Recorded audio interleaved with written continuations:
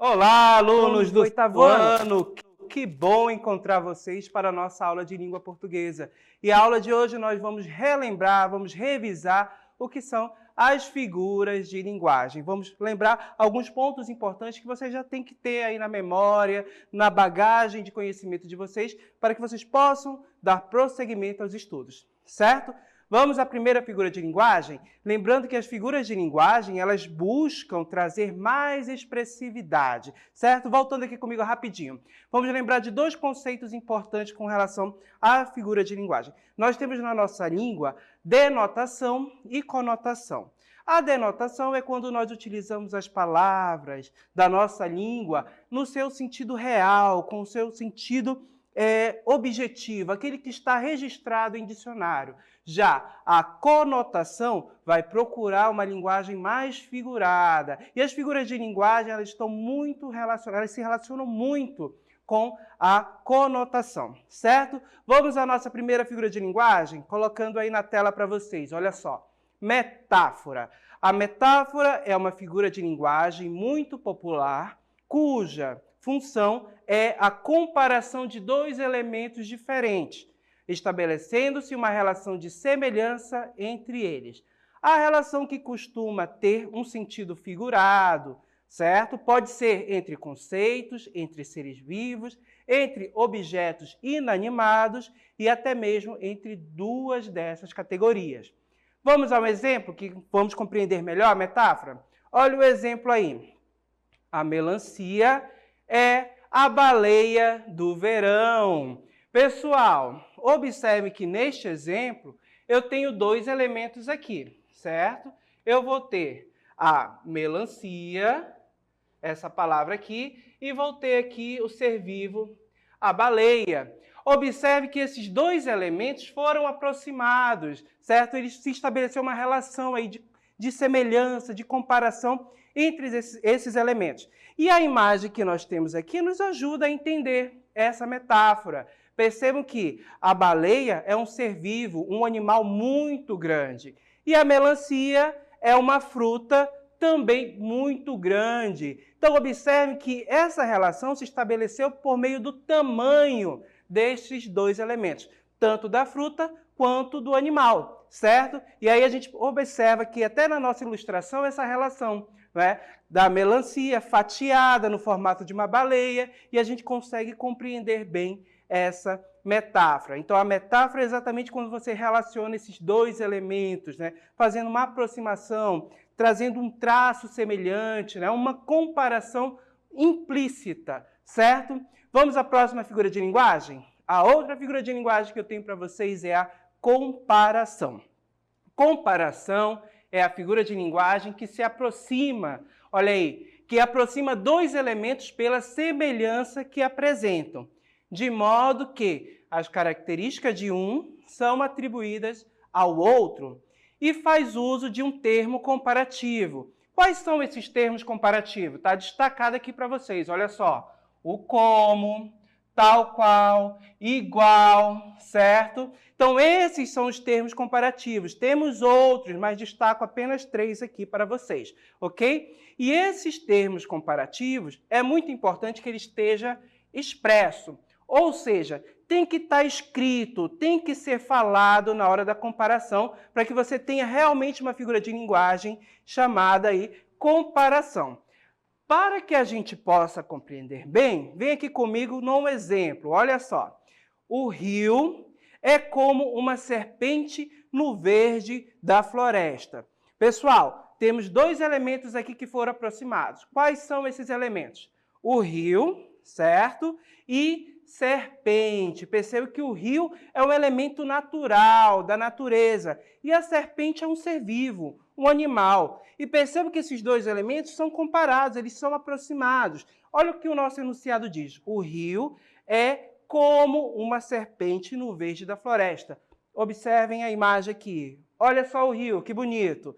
Percebam que o rio passa pela floresta e ele contorna. Observe que ele faz esses movimentos, não é, de acordo com o relevo de cada região em que o rio se encontra.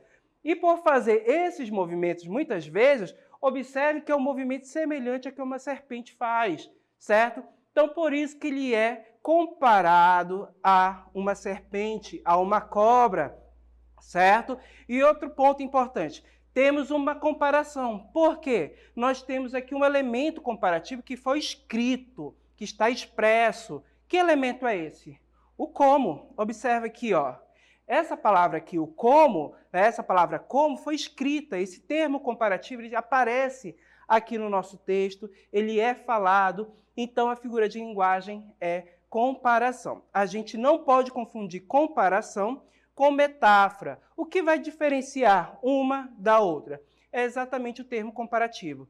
Se tiver escrito algum termo comparativo, aí vamos ter uma comparação. Se não tiver, será uma metáfora. Para eu transformar esse enunciado aqui numa metáfora, utilizando aí a figura de linguagem metáfora, o que eu teria que fazer? Tirar o como, excluir. Como é que ficaria? Eu iria falar, o rio é uma serpente no verde da floresta. Observe que sem o como, a figura de linguagem que irá surgir aqui seria a metáfora, certo? Então, essa é a diferença entre metáfora e comparação. É exatamente a presença do termo comparativo. Se não tem o termo comparativo, eu vou ter metáfora. Se tem o termo comparativo, eu vou ter a figura de linguagem comparação. Ok? E lembrem sempre, as figuras de linguagem são utilizadas para tornar os nossos textos mais expressivos, certo? Trazer uma linguagem diferenciada, buscando mais expressividade. Ok? Vamos à próxima figura de linguagem, gosto bastante dessa. Observem aí. A hipérbole consiste no emprego de palavras que expressam uma ideia de exagero de forma intencional. Gente, exagero. Observem, essa é a palavra-chave, exagerar. A gente pode encontrar nos textos literários, nos poemas, até mesmo nas músicas, hipérboles. E nós utilizamos no nosso dia a dia muitas vezes essas hipérboles para tornar aí a nossa mensagem mais expressiva. Olha um exemplo aqui que nós temos. Já lhe disse isso 1 milhão de vezes. Já ouviram essa expressão? Já lhe disse isso 1 milhão de vezes. Percebam, 1 milhão de vezes, quem é o ser humano? Quem é a criatura que está aí do outro lado que consegue falar 1 milhão de vezes determinado assunto? Não é possível, certo? Então perceba que aqui nós temos um exagero, minha gente. Ou seja, nós temos a figura de linguagem chamada hipérbole. Outro exemplo, vamos lá. Nesse exemplo aqui nós temos, quando o filme começou, voei para casa. Vai começar aquele filme que você gosta, né? Vai passar lá na TV, está na hora da sua novela, começou, o que você faz? Voa para casa. Mas você voou literalmente? Você alçou o voo pela cidade até chegar na sua casa? Não. O que você fez aqui? Um exagero, isso é uma hipérbole, gente. Ou seja, ninguém consegue sair voando para casa. O que eu quis expressar aqui? Que eu fui muito rápido, né? Que eu corri, que eu fui para casa com muita pressa. Então percebo que aqui nós temos uma hipérbole. Quando começou o filme, voei para casa. Ou seja, fui rápido, né? Queria muito assistir, então fui muito rápido para casa. Então percebo que com essa hipérbole o nosso texto aqui ficou mais expressivo. Vamos adiante? Outra figura de linguagem. Eufemismo. Então, pessoal, eufemismo é uma figura de linguagem que busca suavizar uma expressão por meio do uso de termos mais agradáveis, não é? Então, quando você tira um termo que pode soar pejorativo, um termo que pode ser estranho, né, que não é agradável, e utiliza um mais agradável, certo? Olha o exemplo aí. O homem ficou rico por meios ilícitos. Olha aí. O homem ficou rico por meios ilícitos. Pessoal, observe que eu tenho destacado aí já em verde para vocês a palavra, o enunciado meios ilícitos, certo? E o que isso significa? Observem que a expressão por meios ilícitos, não é? Está substituindo aí um verbo, uma outra palavra. Que verbo é esse? O verbo roubar. Então perceba que roubar poderia soar aí um tanto desagradável, né? Seria um tom desagradável, então você procura aí utilizar um outro termo, ó, meios ilícitos, certo? E as eufemismos, certo? Os eufemismos são exatamente essa suavização, quando você procura tornar um termo, trocar um enunciado, um termo por outro, para tornar a mensagem mais suave, mais branda. Não é como você, por exemplo, for dar uma notícia de morte, você não vai diretamente falar, né? Ah, fulano morreu. Muitas vezes nós utilizamos o termo fulano descansou, né? Então percebe que são palavras que suavizam a mensagem. Isso aí é a figura de linguagem que chamamos de eufemismo. Vamos para a próxima? Outra figura de linguagem que nós utilizamos bastante, olha aí, a personificação. A personificação, também chamada de prosopopeia, que nome bonito, se tiverem aí futuramente um filho, podem dar esse nome para a criança, prosopopeia, olha que beleza, vou dar esse nome aí para minha filha. É a figura de linguagem que atribui sensações, sentimentos, comportamentos, características ou qualidades que são essencialmente humanas aos objetos inanimados ou seres irracionais. Olha um exemplo aí, bem claro. O gato conversava com o dono. Volta aqui comigo. Alguém aqui conversa com o seu gato, ou com o seu cachorro, ou o seu animalzinho de estimação, certo? Alguém aqui bate um papo todo dia com esse ser, faz um café, senta e vai tomar um café junto com seu gato, com seu cachorro e troca aquela ideia, aquela conversa, né? E o animalzinho dá altos conselhos, conversa, fala com você, certo? Falando no sentido real, minha gente, alguém faz isso? Ou seja, um animal é capaz de fazer isso? Não. Percebam que o animalzinho lá, o seu gatinho, o seu cachorro, eles não falam. Eles são animais, são seres que nós chamamos de irracionais, não é? Então percebo que eles não possuem essa habilidade de falar, né? De conversar, de trocar ideia. Quem é que possui essa habilidade? Os seres humanos. Então percebo que quando eu digo, olha só, o gato conversava com o dono, eu estou atribuindo uma característica que é humana, uma ação que é humana, a um ser inanimado. E qual é esse ser? Inanimado não, a um ser que é irracional, exatamente ao gato. Então, eu personifiquei esse gato. Eu atribuí uma ação essa ação é de pessoas a esse gato. Então, isso se chama personificação. Quando eu tenho alguma ação humana, alguma característica que é própria do ser humano e eu atribuo a outro ser. A um gato ou a outros seres como pedra, né? Um objeto aí, um ser não vivo. Então, eu percebo que quando eu faço isso, eu estou utilizando personificação ou prosopopeia. Ok? Próxima figura de linguagem, ironia. Olha aí, ironia é uma figura de linguagem que se caracteriza pelo uso de expressões que remetem a um sentido oposto, né? Oposto do que eu quis afirmar, de maneira proposital do que eu quis dizer, certo? Vamos entender melhor? Olha esse exemplo aí. Sempre delicada, derruba tudo que encontra pelo caminho. Pessoal, observem esse enunciado. Eu tenho aqui a palavra delicada.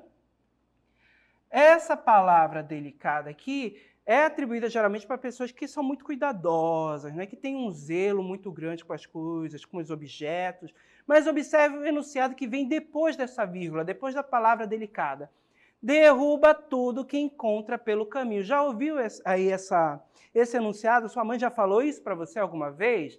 Percebo que derrubar tudo que encontra pelo caminho não é uma ação de alguém que é delicado, uma pessoa que tem muito cuidado. Percebo que é uma pessoa descuidada ou então desastrada. Então percebo que aqui eu afirmo sempre delicada, mas eu coloco palavras, eu ponho um enunciado que vai me dizer algo ao contrário do que eu estou querendo expressar. Olha só, a expressão derruba tudo transmite uma ideia oposta ao sentido da palavra delicada. Portanto, há uma ironia no enunciado. Ou seja, eu afirmei que a pessoa é delicada, mas na realidade, voltando aqui comigo, eu estou dizendo que ela é uma pessoa desastrada. Então, eu fui irônico. Então, a ironia pode ser utilizada para gerar humor, para criticar, muitas vezes, em texto, né? De repente, você chega atrasado em algum lugar, por exemplo, na aula, nossa, você chegou muito cedo para a aula de amanhã. Observem, isso é uma ironia, minha gente. Então, essas figuras de linguagem vão trazer para a nossa vida, para os nossos textos, mais expressividade com relação à mensagem que eu quero transmitir para outra pessoa com quem eu estou me comunicando, certo? Dito tudo isso, hora do exercício. Vamos lá?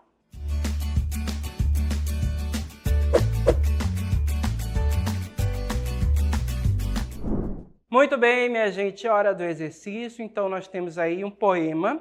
Leia o poema e responda a questão de número 1. Então, vamos passar rapidinho o poema, aí a primeira parte, a segunda e a terceira parte, o enunciado. Olha só, primeira questão, a questão 1. O poema tem como tema a vida. Ao fazer reflexões sobre ela e o seu significado, o eu lírico não usa uma linguagem comum, do tipo que empregamos quando queremos apenas informar alguma coisa. No texto, aqui a vida é comparada. E aí temos 4 alternativas, só uma resposta é correta. Questão de número 2. Na linguagem cotidiana, nas letras das músicas, em poemas, encontramos o uso de eufemismo. Explique o sentido dos eufemismos destacados nos versos e períodos a seguir. Letra A. Os anjos levaram minha mãe pelas mãos. Letra B. 3 homens entraram repentinamente no mercado e se apoderaram do dinheiro. O que será que eu quis dizer com esses enunciados? Opa! Você não viu nada. Vamos lá responder o nosso exercício, daqui a pouco a gente volta. Até mais!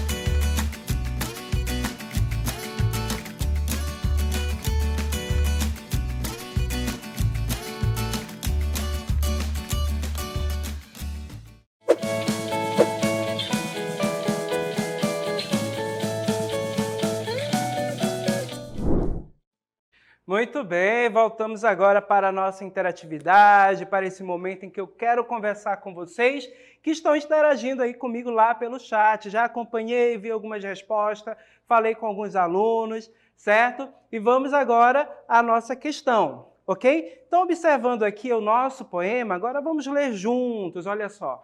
Inscrição para uma lareira. A vida é um incêndio, nela dançamos salamandras mágicas. Que importa restar em cinzas se a chama foi bela e alta?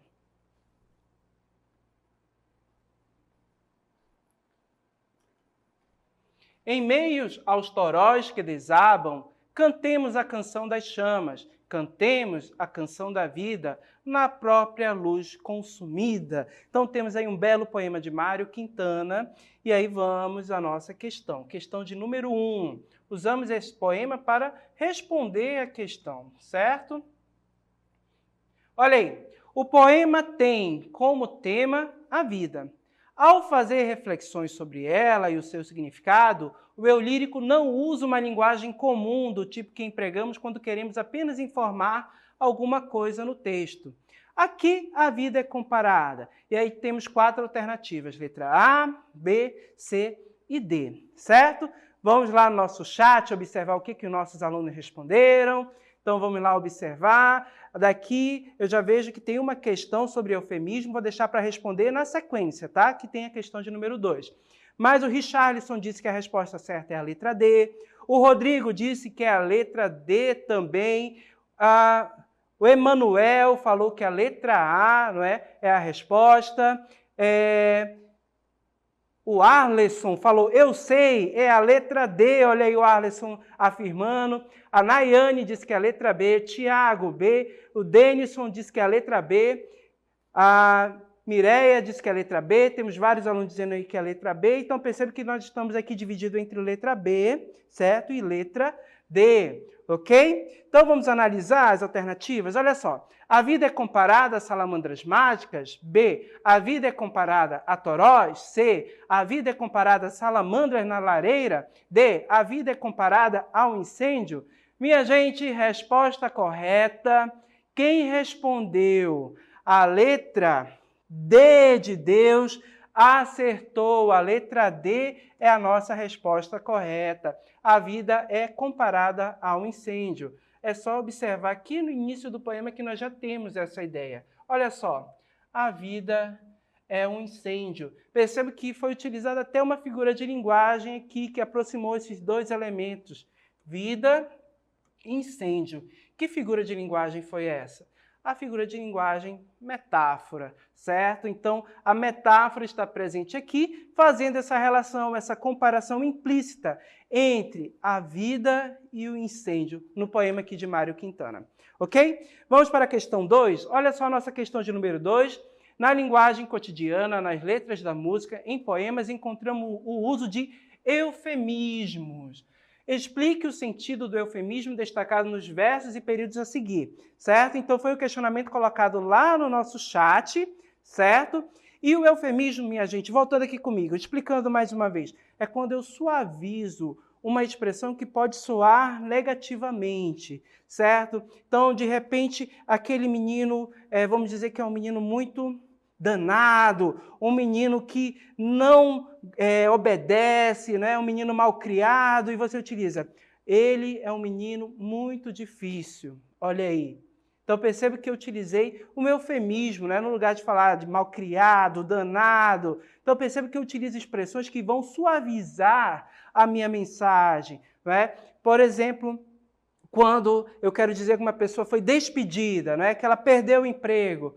Ah, fulano foi desligado da empresa. Olha aí, eu procurei suavizar essa informação. O fulano não faz mais parte da equipe. Perceba que essa expressão não faz mais parte da equipe é uma forma de suavizar essa mensagem, falar, você está despedido, você não faz mais parte da nossa equipe. Então perceba que são eufemismos que eu procuro utilizar para suavizar a mensagem. E aí vamos, claro, à nossa questão 2. Aqui na letra A, olha só. Os anjos levaram a minha mãe pelas mãos, né? Os anjos levaram minha mãe pelas mãos. Então perceba que isso daí é de uma música, esse verso. E quando ele fala, os anjos levaram minha mãe pelas mãos, percebam, os anjos, seres celestiais, aqueles que vivem lá no céu, né? Levaram minha mãe. Se foram os anjos que levaram, então levaram ela para o céu, para o outro plano. O que significa isso? Que, infelizmente, aqui nesse enunciado, a mãe morreu, perdeu a vida. Então, perceba que quando eu utilizo os anjos levaram minha mãe pelas mãos, eu utilizo no lugar da palavra morte, certo?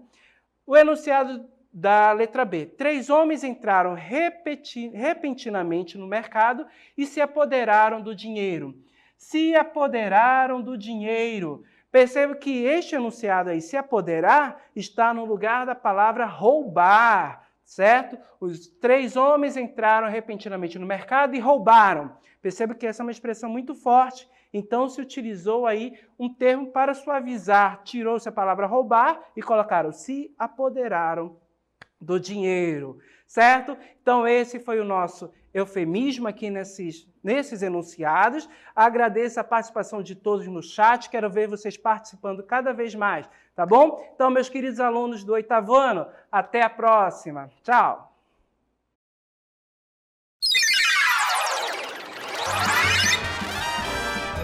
A sua aula continua no próximo vídeo.